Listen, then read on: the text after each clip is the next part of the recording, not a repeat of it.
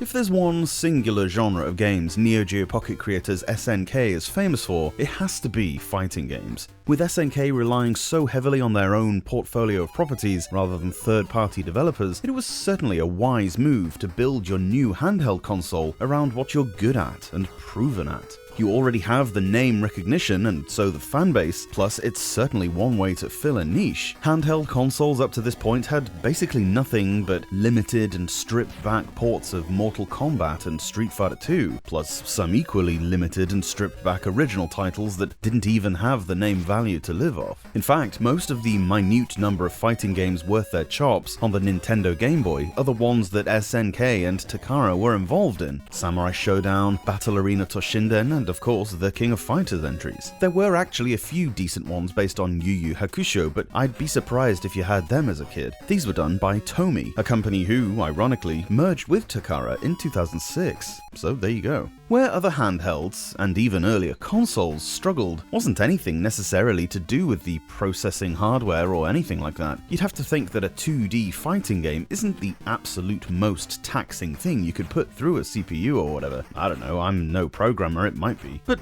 honestly, it's much more fundamental than that. Only having two face buttons is always going to limit you a bit when compared to the arcade, and that's even the case here. You can expect some smaller movesets, and I'm not going to pretend otherwise. Mostly though, it's the directional buttons. Combos or special moves often rely on sweeping, circular motions or rapid fluctuations in direction, something made fairly intuitive when you have a joystick, but rendered really difficult with just a D-pad. This is the main problem with, as an example, any of the aforementioned Mortal Kombats on Game Boy. Looking up the move lists presents you with these unachievable combinations of button presses that are virtually impossible to pull off in the tiny time window the game allows you. Couple that with whatever dropped frames or swallowed inputs the game itself might struggle with, and this becomes exponentially harder. SNK really lent into their fighting game pedigree with the Neo Geo Pocket with the inclusion of what's been affectionately called the clicky stick. This is the D-pad replacement the console has, a thumb-sized micro-switched joystick that was the first handheld to feature what had become a pretty common thing with home consoles of the day. This allowed for speedy, sweeping half or quarter circle turns, making what was next to impossible before incredibly simple. This elementary change, more than literally anything else, immediately rendered portable fighting games something that could actually be done now.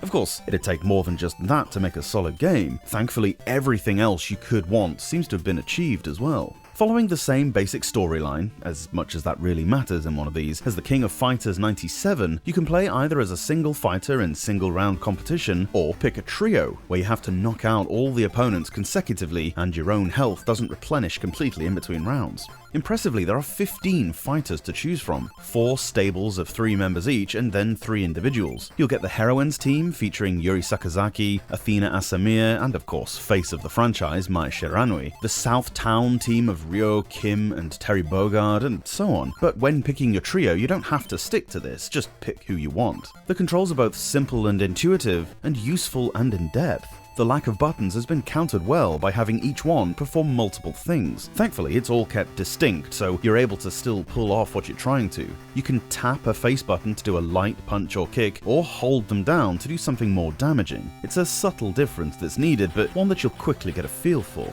A and B together will pull off a heavy attack, and even perform an evade using A and B when falling. Up, followed quickly by forwards or back, pulls off a big jump.